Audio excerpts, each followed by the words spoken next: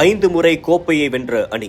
ஐபிஎல்லில் யாராலும் அசைக்க முடியாத சிஎஸ்கேவுக்கு ஆட்டம் காட்டியவர்கள். எத்தனை முறை தோற்றாலும் எப்படியும் பிளே ஆஃப் வருவோம் என ரசிகர்களுக்கு நம்பிக்கையை கொடுக்கும் மும்பை அணி இன்று ஆட்டத்திற்கு ஆட்டம் தோல்வி என பரிதாப நிலைக்கு சென்று உள்ளது. நடப்பு சீசனில் 3 வெற்றிகளை மட்டுமே பெற்று பிளே ஆஃப் ரேஸில் இருந்து கிட்டத்தட்ட வெளியேறிவிட்டது. ஐபிஎல் ராஜாவாக இருந்த மும்பை இந்தியன்ஸ் இன்று மோசமான நிலைமைக்கு இருப்பதற்கு கேப்டன்சி மட்டுமே தான் காரணமா? வாருங்கள் பார்க்கலாம்.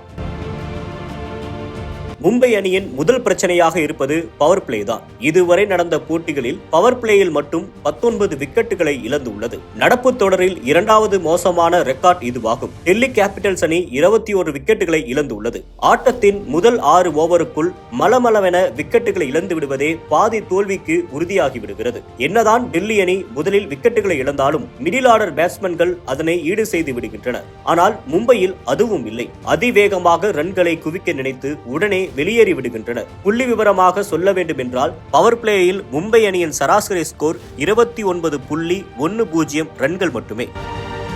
இரண்டாவது பிரச்சனையாக பவுலிங்கை சொல்லலாம். ஜஸ்பிரீத் பும்ரா 14 விக்கெட்டுகளை எடுத்து பர்பிள் கேப்பை வைத்துள்ளார். அதேபோல் ஜெரால்டு கோச்சே 13 விக்கெட்டுகளுடன் அடுத்த இடத்தில் இருக்கிறார். ஆனால் இந்த விக்கெட்டுகள் பவர் பிளேயிலும் டெத் ஓவர்களிலும் வந்தது என்பதுதான் கவலை அளிக்கக்கூடிய விஷயம். ஆட்டத்தின் முக்கிய பகுதியான 7வது ஓவரில் இருந்து 16வது ஓவர்கள் வரை மிக மோசமாக உள்ளது. இந்த இடைப்பட்ட ஓவர்களில் மட்டும் 60 சிக்சர்களை பறிகொடுத்து உள்ளனர். இதனுடைய எக்கனாமி ரேட் 10.21. இதுவே சிஎஸ்கேவை எடுத்துக்கொண்டால் வெறும் 7.67 ரன்களை மட்டும்தான் கொடுக்கின்றனர். மும்பையில் உள்ள முக்கிய பிரச்சனை ஸ்பின்னர்கள் என கூறலாம்.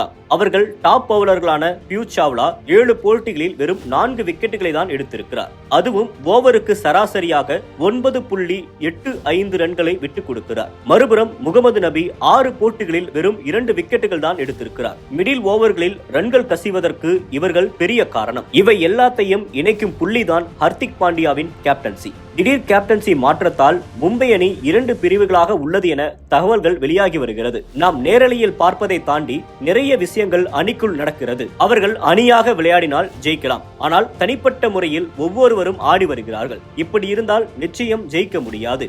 2015 உலகக்கோப்பையை வென்ற கேப்டன் மைக்கேல் கிளார்க் கூறிய வார்த்தைகள் இது. மேலும் ரோஹித் இன்னும் நிறைய சதங்கள் அடிக்கலாம், ஹர்திக் இன்னும் விக்கெட்டுகளை எடுக்கலாம். ஆனால் ஒரே அணியாக இல்லை என்றால் எதுவும் பலனளிக்காது என கூறியிருக்கிறார். கிட்டத்தட்ட பிளே ஆஃப் வாய்ப்புகள் முடிவுக்கு வந்துவிட்டது என்றாலும் மும்பை அணி இனி வரும் போட்டிகளிலாவது வெற்றி பெற வேண்டும் என்பதே ரசிகர்களின் ஆசையாக உள்ளது. அதனை ரோஹித்தும் ஹர்திக் பாண்டியாவும் நிறைவேற்றி கொடுப்பார்களா என்பதை பொறுத்திருந்து பார்க்கலாம்.